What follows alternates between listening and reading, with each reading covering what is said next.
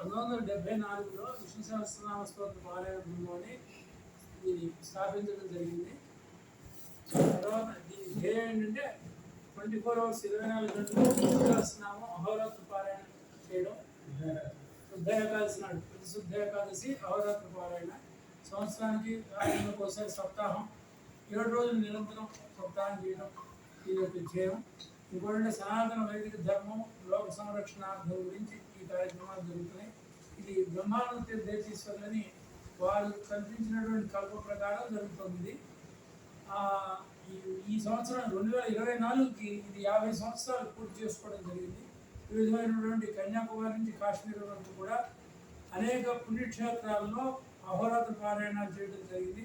Almost అన్ని క్షేత్రాల్లో జరిగింది. తర్వాత సప్త అహోరాత్రాలు కూడా జరిగినాయి.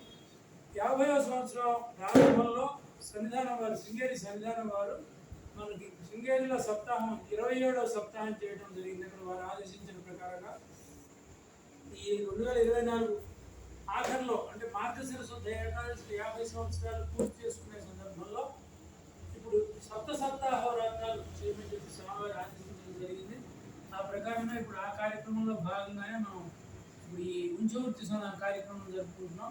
ప్రతి గృహస్థు ఇంటికి వెళ్ళి వారు ఇచ్చేటువంటి పవిత్ర ద్రవ్యాన్ని సేకరించి ఒక ఆవుతి పారాయణ చేసి వారు ఇచ్చే పవిత్ర ద్రవ్యాన్ని సేకరించి ఈ కార్యక్రమంలో వినియోగించాలని చెప్పి ఈ కార్యక్రమం ప్రారంభించడం జరిగింది.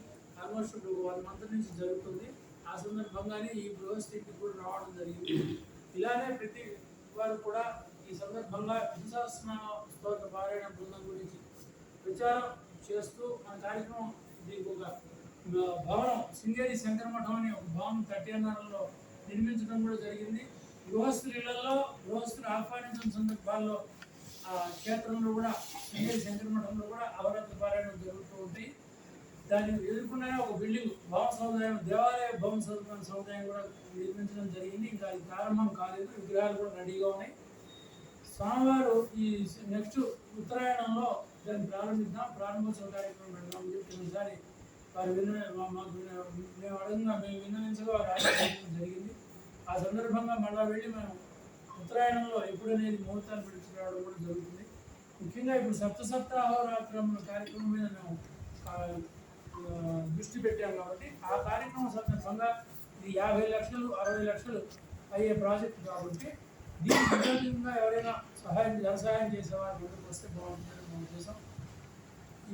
ఇంకోటి ఏంటంటే ముఖ్యంగా ఇది సత్రయాగ విధానంలో జరుగుతున్నటువంటి కార్యక్రమం. ఏ యజమానైనా ₹1 వారు విరాళంగా ఇచ్చినప్పటికీ వారు నామగోత్రాలు అక్కడ చెప్పకపోయినా వారు కూడా యజమానిగానే పరిగణింపబడతారు అని బ్రహ్మానంద తీర్థేశ్వర స్వామి వారు చెప్పడం జరిగింది. అదే సత్రయాగ విధానంలో ఈ కార్యక్రమాలు జరుగుతున్నాయి.